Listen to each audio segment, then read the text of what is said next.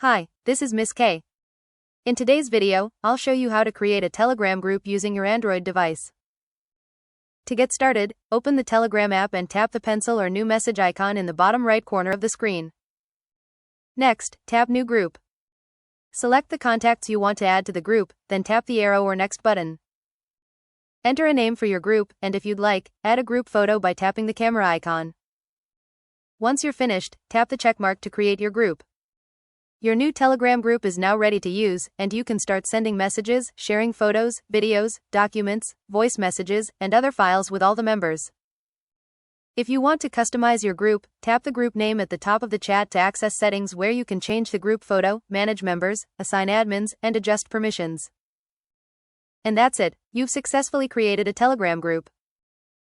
Happy watching! Don't forget to like, share, and subscribe for more helpful tutorials.